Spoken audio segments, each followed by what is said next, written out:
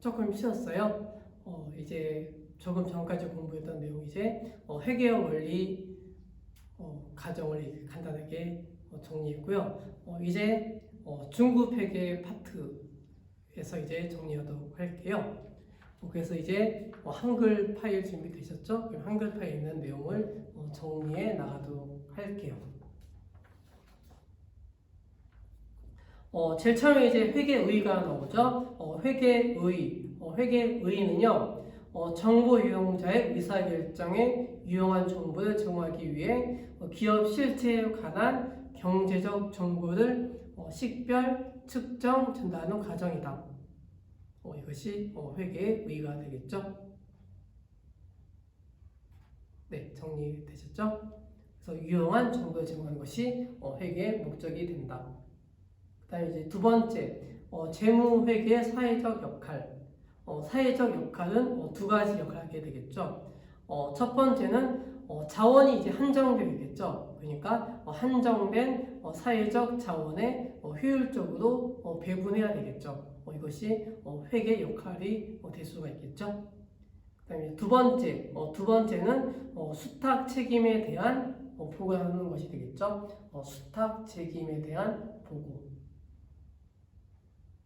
수탁 책임이라고 하는 것은 일반적으로 이제 기업에 투자하는 사람들이 있겠죠. 기업에 투자하는 사람들은 이제 기업에 돈을 빌려주는 사람, 그리고 은행의 주인이 되겠죠. 그래서 기업에 투자하는 사람, 이게 두 가지로 구분하게 되겠죠. 그러니까 투자자, 채권자, 이러한 채권자, 투자자가 경영자에게 맡기는 것, 이것이 수탁 책임이 되겠죠. 수탁 책임에 대한 보고, 이것이 재무회계 사회적 역할이 된다. 이렇게 정리하시면 되는 것이죠. 세 번째, 이제 재무보고가 나와요. 재무보고는요, 기업 실체 외부 정보 이용자의 경제적 의사결정을 위해 재무 상태, 그리고 두 번째, 경영 성과, 세 번째, 현금 흐름, 네 번째, 자본 변동 등에 관한 재무 정보를 제공하는 것. 첫 번째 재무 상태 있죠? 재무 상태표가 되는 거죠. 재무 상태는 재무 상태표. 그 다음에 두 번째 경영 성과. 경영 성과는 포괄손익 계산서가 되는 거죠. 포괄손익 계산서. 그 다음에 세 번째 현금 흐름. 현금 흐름 보여주는 것은 그러니까 현금의 유입과 유출을 통해서 현금 금액이 얼마나 남아있는지 보여주는 것. 이것이 현금 흐름표. 그다음 네 번째, 자본 변동. 자본 변동은 자본 변동표가 되는 거죠. 그래서 재무 상태표에는 세 가지가 나타나죠. 자산, 부채, 자본. 그 다음에 경영 성과는 수익과 비용이 나타나게 되겠죠. 이러한 재무 정보를 제공하는 것이 재무 보고이다. 네 번째, 일반적으로 인정된 회계 원칙과 제정. 재무 정보는요, 사전에 합의된 기준을 바탕으로 제공되어야 신뢰성 확보와 이해관계를 조정이 가능하다. 그래서 간단한 회계 이론에 대해서 정리했고요. 그 다음에 나오는 것이 이제 재무 보고를 위한 개념 체계가 되겠죠. 재무 보고를 위한 개념 체계는요, 개념 체계의 목적과 위상이 나와요. 첫 번째, 외부 이용자를 위한 재무 지표의 작성과 표시에 있어서 기초가 되는 개념을 정립하는 것. 이것이 개념 체계가 되겠죠. 그 다음에 두 번째, 한국재택국제회계 기준이 아니므로 특정한 측정과 공시 문제에 관한 기준을 정하지 아니한다. 이것이 개념체계의 목적과 위상이 되는 거죠.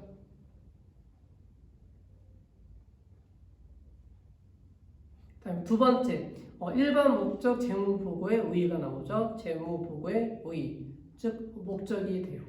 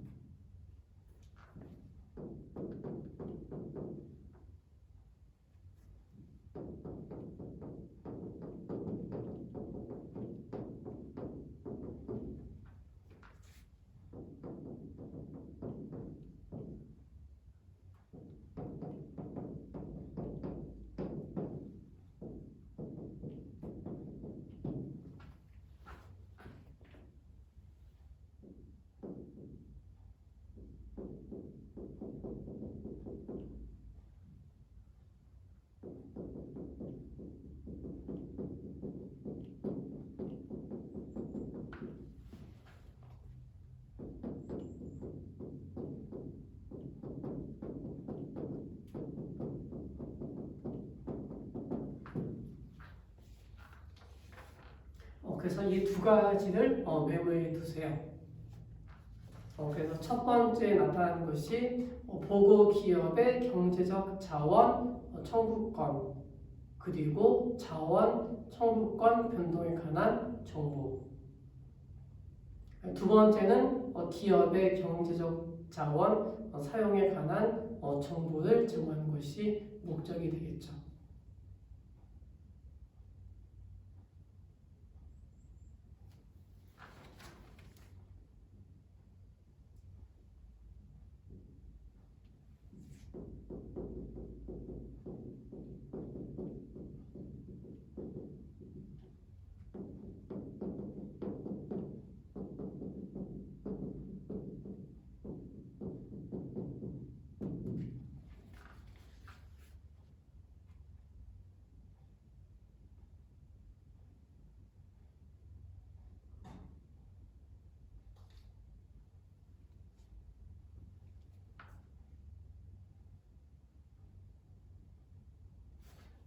그래서 첫 번째, 보고 기업의 경제적 자원 청구권, 여기까지 잘라서 정리하게 되면 이거 보고 기업의 경제적 자원 청구권은 재무 상태표에 나타나게 되겠죠.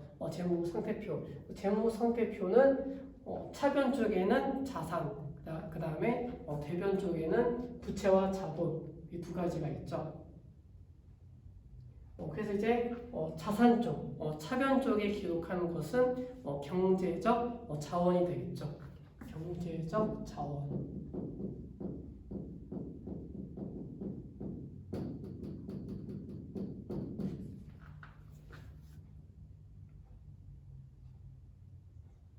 그 다음에 재무상태표에 대변 쪽, 부채가 있죠. 부채는 타인 자본이 되겠죠. 타인 자본, 그 다음에 자본은 자기 자본.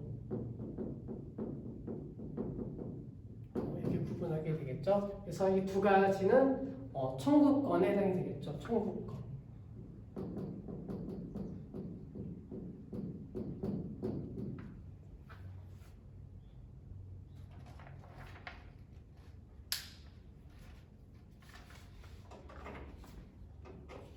그래서 재무상태표의 경제적 자원 쪽에는 투자 내역이 되겠죠.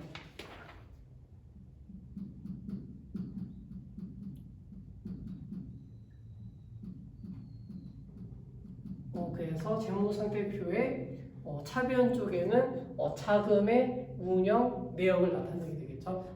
자금을 어떻게 사용했는지 이것을 보여주는 것이 자금의 운영 내역이 되겠죠. 내지는 투자. 투자 내역이 되는 거죠. 그 다음에 이제 재무상태표의 대변 쪽. 대변 쪽은 청구권이 되는 거죠. 청구권 내지는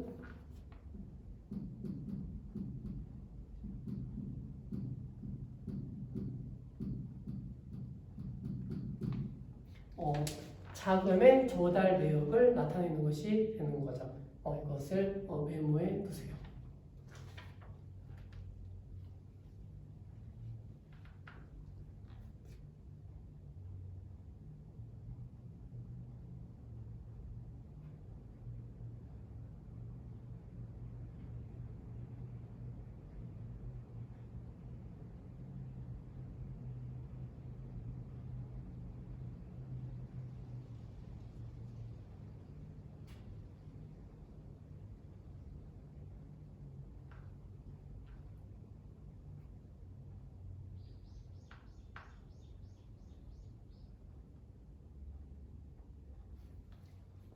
그 다음에 보시면요, 자원 청구권 변동이 나오죠.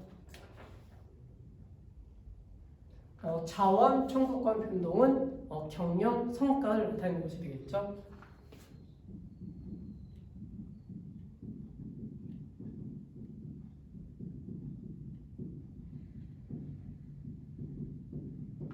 이것을 메모해 두시면 되는 거예요. 자원의 청구권 변동이가 변동이라는 것은 재무 성과를 나타낸다. 이렇게 정리하시면 되죠.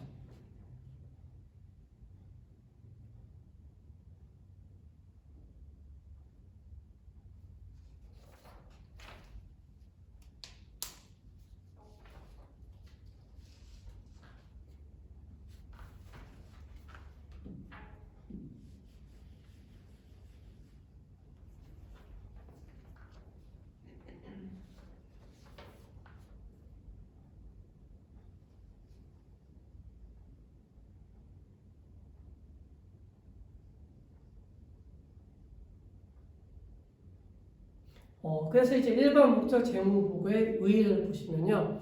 내용 보시면 현재 및 잠재적 투자자, 그리고 대여자, 기타 채권자가 기업의 자원을 제공하는 것에 대한 의사 결정을 할 때 유용한 보호 기업 재무 정보를 제공하는 것이다. 이것이 일반 목적 재무 보고의 목적이 되는 것이죠.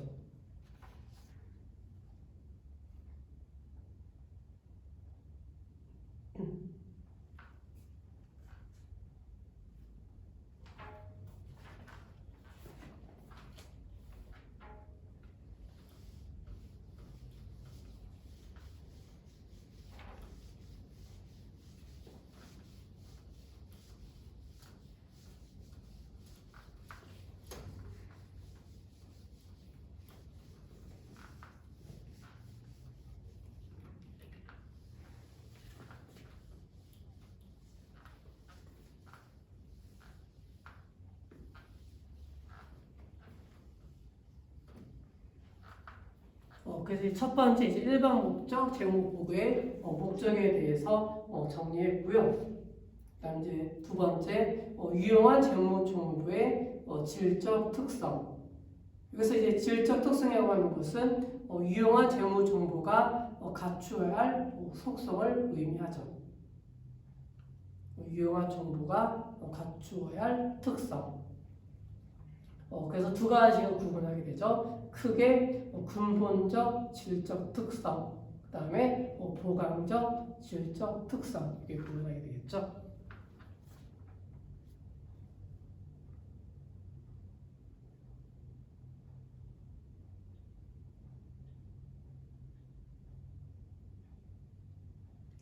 그래서 이제 근본적 질적 특성, 근본적 질적 특성은요.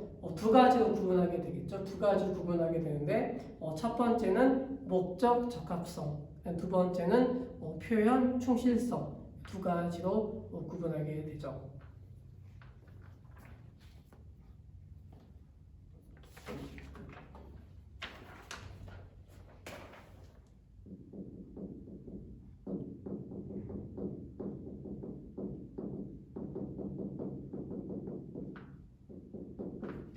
그래서 이제 목적 적합성은요.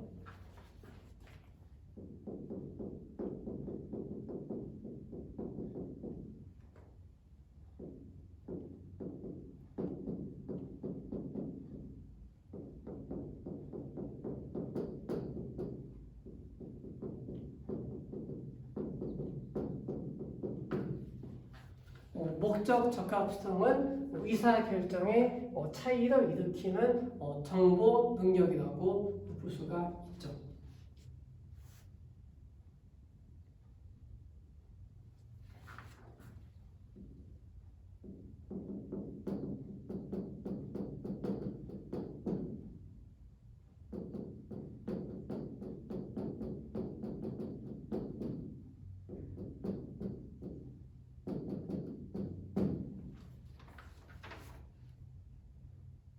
그래서 이제 목적 적합성에는 예측 가치 그리고 확인 가치 그리고 중요성 이렇게 구분하게 되죠.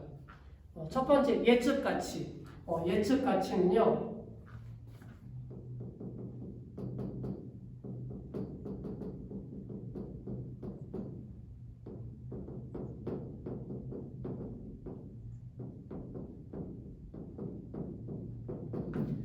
예측 가치는 정보 자체가 예상 지을 필요는 없다. 이렇게 정리하시면 돼요.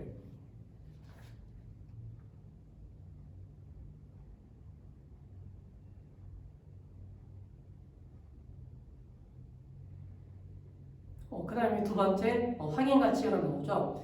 확인 가치는 피드백을 하게 되는 거죠.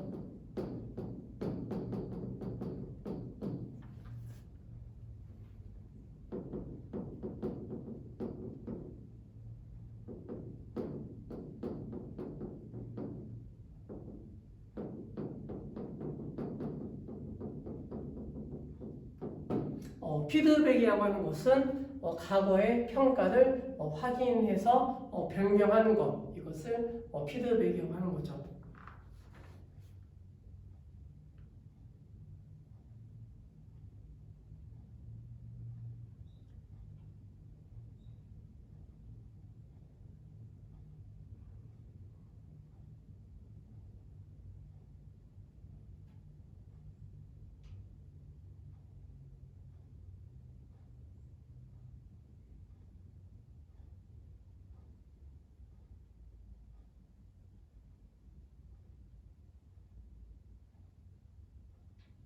그래서 이제 피드백 예를 들게 되면 여러분도 이제 중간 평가하게 됐죠. 중간 평가에서 어떤 부분이 부족하니까 그 부분을 좀 해달라 이렇게 요구할 수가 있겠죠. 이렇게 요구하게 되면 그 요구를 받아들여서 그것을 하게 되는 것, 이것이 피드백이라고 볼 수가 있겠죠. 그래서 피드백은 그렇게 정리하시면 돼요.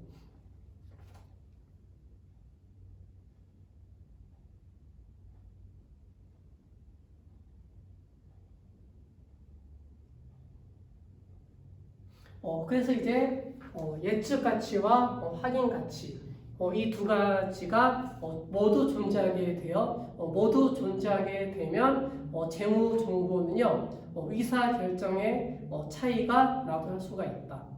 이 두 가지가 모두 존재하게 되면은 그 재무 정보는 의사 결정의 차이가 나도록 할 수 있다. 이렇게 정리하시면 돼요.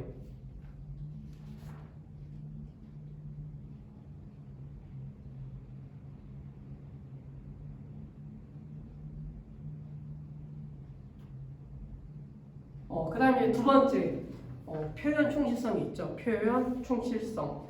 표현 충실성은요, 첫 번째, 완전한 소술이 있어야 되겠죠. 완전한 소술.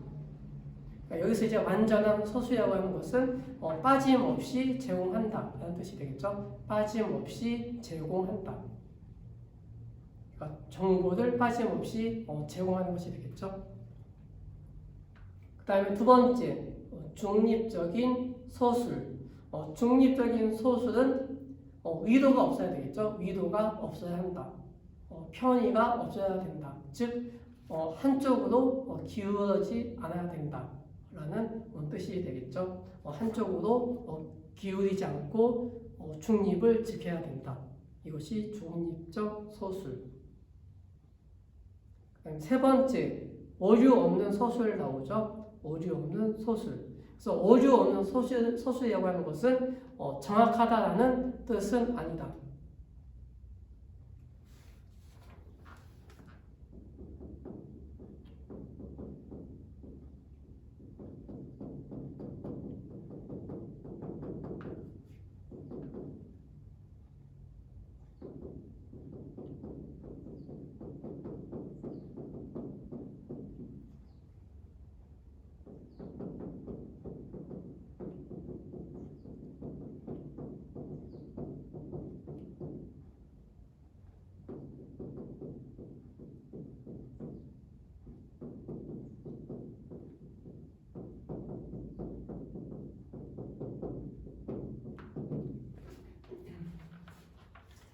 그래서 오류가 없는 소수라고 하는 것은 현상의 기술 그리고 절차의 선택과 적용이 있어 오류가 없다라는 의미가 되는 거죠.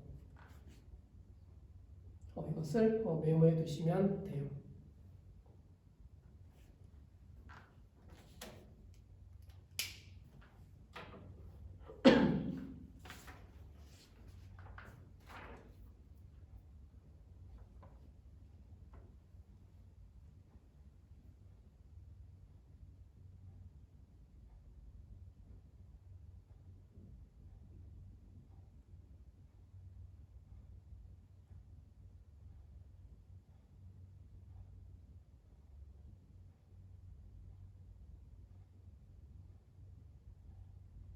정리되셨어요? 그럼 이제 두 번째 보강적 질적 특성 볼게요. 보강적 질적 특성. 여기는 이제 네 가지가 있죠. 네 가지. 첫 번째는 비교 가능성. 그리고 두 번째 검증 가능성. 세 번째 적시성. 네 번째 이해 가능성. 네 가지가 있죠. 첫 번째 비교 가능성. 비교 가능성은요, 정보 이용자가 항목 간의 유사점과 차이점을 식별하고 이해할 수 있는 특성. 이것이 비교 가능성이 되겠죠. 그래서 비교 가능성은요, 기업 간, 그러니까 A 기업, B 기업 이렇게 구분하게 되겠죠. 그러니까 전자업에 있어서 LG전자와 삼성전자 이렇게 구분하게 되겠죠. 이것이 비교 가능성. 그 다음에 이제 기간간이죠. 기간간. 그래서 기간간은 올해 연도와 작년을 비교하는 것. 이것이 기간간 비교 가능성이 되는 거죠. 그래서 비교 가능성은 정보 이용자가 항목 간의 유사점과 차이점을 식별하고 이해할 수 있는 특성이다. 네, 두 번째, 검증 가능성 나오죠. 검증 가능성은요, 정보가 나타내고자 하는 경제적 현상을 충실히 표현하는지 정보 이용자가 확인하는데 도움을 줄 수 있는 것. 이것이 검증 가능성이 있겠죠.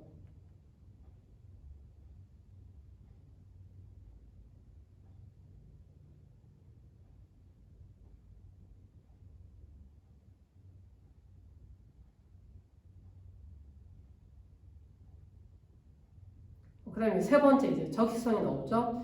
적시성은요, 의사 결정자가 정보를 제때 이용 가능하게 하는 것. 이것을 적시성이라고 하죠. 그래서 적시성이라고 하는 것은 오래된 정보가 있죠. 오래된 정보가 있는데 그 오래된 정보 같은 경우에는 적시성이 떨어진다고 볼 수가 있겠죠.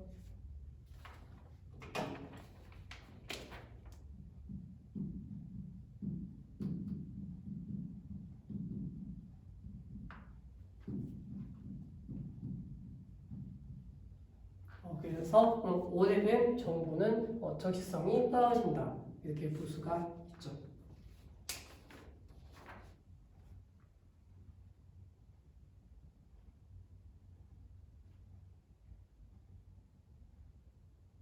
그 다음에 이제 네 번째는 이해 가능성이 나오죠. 이해 가능성은 정보 이용자가 정보를 쉽게 이해할 수 있어야 한다. 이것이 이해 가능성이 되는 거죠. 그래서 이러한 6가지 근본적 특성에는 목적 적합성, 그 다음에 두 번째 표현 충실성, 그 다음에 이제 보강적 질적 특성에는 4가지 비교 가능성, 검증 가능성, 적시성, 이해 가능성 이러한 6가지 요소들이 모두 갖추어야 할 속성, 이것이 유용한 재무 정보의 질적 특성이다. 이렇게 정리하시면 되는 거죠.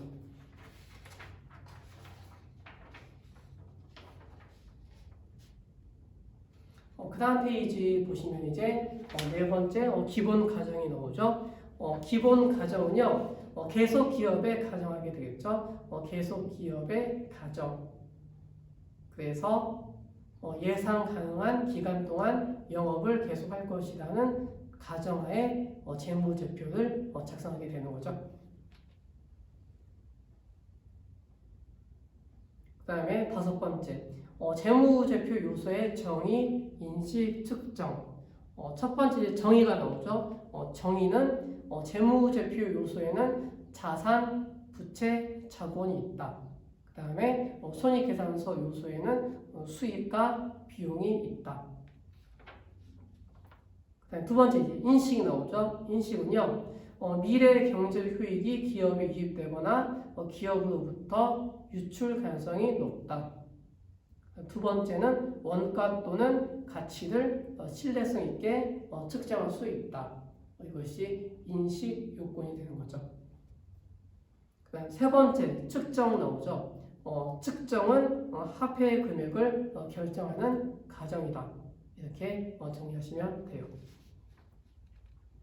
이렇게 해서 이제 재무보고의 개념 체계에 대해서 정리를 마쳤어요.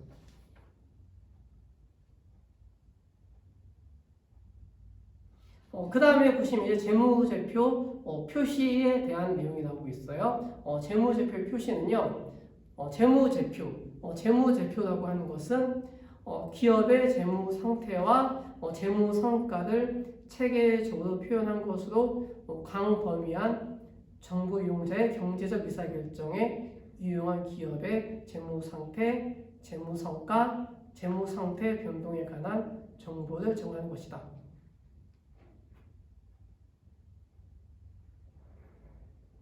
그래서 이제 첫 번째에 나오는 첫 번째에 나오는 것이 이제 일반 상, 공정하게 표시해야 되겠죠. 그래서 내용을 보시면 기업의 재무 상태, 또 재무 성과, 현금 흐름을 공정하게 표시해야 한다.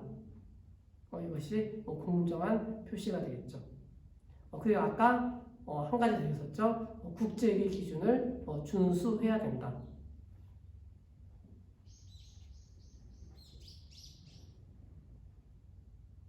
국제회계 기준을 준수해야 된다. 그다음에 이제 두 번째 계속기업이 나오죠. 계속기업은요. 경영진은 재무제표를 작성할 때 계속기업으로서의 존속 가능성을 평가해야 한다. 재무제표 작성할 때 계속기업으로서 청산하지 않고 그 기업을 계속 운영할 것이라고 가정해야 되겠죠. 세 번째, 발생기준. 발생기준이라고 하는 것은 기업은 현금 흐름 정보를 제외하고는 발생기준 회계를 사용하여 재무제표를 작성한다. 그러니까 현금주의가 아니라 발생주의, 그러니까 거래가 발생한 시점을 중심으로 하게 되는 거죠. 그 다음에 네 번째, 중요성과 통합 표시. 그래서 유사 항목 같은 경우에는 중요성 분류에 따라 재무제표에 구분해서 표시한다. 그리고 중요하지 않은 항목은 성격이나 기능 유사 항목과 통합해서 표시할 수 있다. 중요하지 않은 것은 통합해서 표시할 수가 있겠죠. 그 다음에 다섯 번째. 다섯 번째는 상계가 나오죠. 상계는 일반적으로 상계를 금지하고 있죠. 그래서 내용을 보시면 자산, 부채, 수익과 비용은 상계하지 아니한다. 상계 금지가 되겠죠.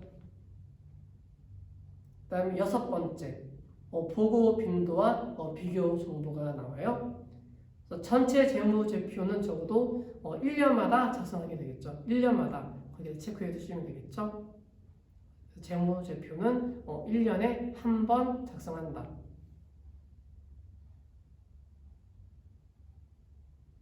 그 다음에 이제 비교 정보.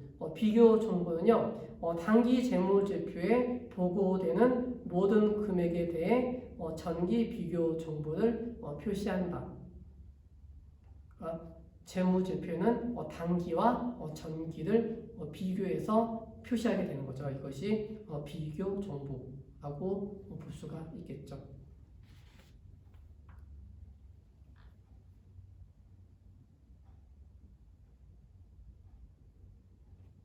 그 다음에 이제 나오는 내용이 이제 재무제표 중에 두 개가 나오고 있죠. 두 개. 재무상태표, 포괄손익계산서. 첫 번째, 재무상태표가 나오죠. 재무상태표는 특정 시점의 기업 실체의 재무상태를 나타내는 보고서. 그러니까 특정 시점 내지는 일정 시점이 되겠죠. 즉, 특정 시점이라고 하는 것은 결산일이 되겠죠. 결산일.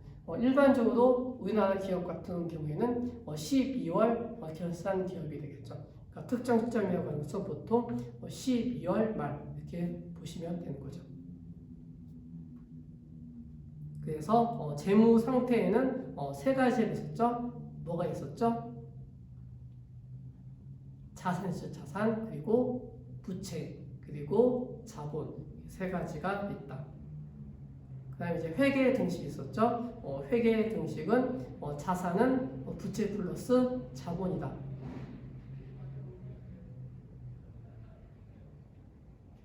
그 다음에 이제 포괄손익계산서 있죠. 포괄손익계산서는 특정 기간의 기업 실체의 경영 성과를 나타내는 보고서이다.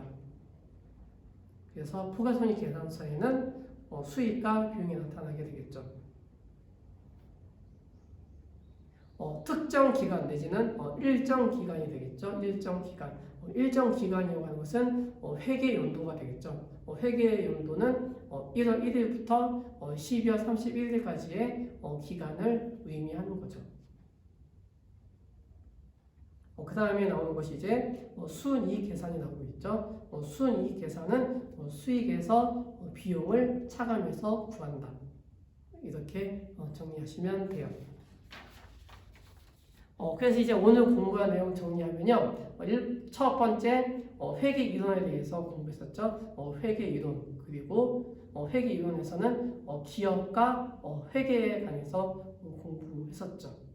그 다음에 두 번째 공부한 내용이 이제 재무보고의 개념 체계 이거에 대해서 공부했었고요. 그 다음에 세 번째는 재무제표의 표시 이것에 대해서 정리했어요. 정리가 되셨나요? 네, 그러면 오늘 수업은 여기까지 하고 마무리 짓도록 할게요. 수고하셨습니다.